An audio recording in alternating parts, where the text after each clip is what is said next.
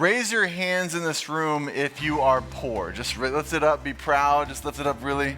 Some of you guys over there. Yeah, it shouldn't be embarrassing, right? I mean, this says, blessed are you who are poor. So you should be like, yeah. Now raise your hand if you are blessed. Raise your hand.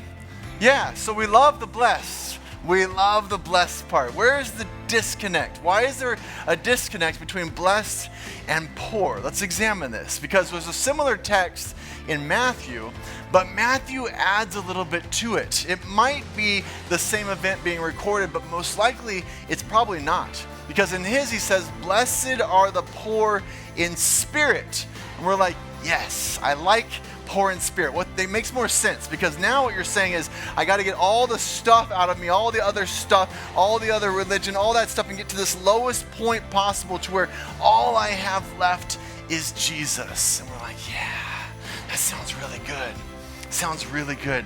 But not with my stuff, not with money, not with possessions. I don't want to be economically poor so I get rid of everything in my life till I can finally, all I have is Jesus. That doesn't sound as good. I mean, right? Poor is being without everything the world values. And what does the world value? Money, obviously. It also values talent, skills, connections, and that's about it. That's about it. So the world values these 4 things, maybe a couple others, but if you don't have those things, you are thrown away. You are no longer that usable. You're kind of a dredge on society if you have none of these things that you can offer. That's the world's value system, and we are brutal to the poor. If you don't have those things, you're not that valuable. Did you know, if we make only $10,000 a year, we are wealthier than 84% of the world.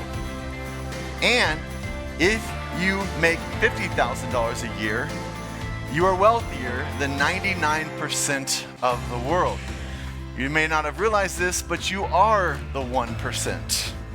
The reality is, if you have running water, shelter over your heads, clothes to wear, food to eat, and some means of transportation, even if it's public transportation, you're in the top 15% of the world's wealth. So I'm not going to ask you to raise your hands on this one, but how many of you, based on these statistics, are actually poor? Don't raise your hand, because my guess is not many. Not many. Some, maybe, but not many. So what does this mean? Okay, now what do we do with all this information? Well, when we read Luke 6, it should make us step back and go, wait a second.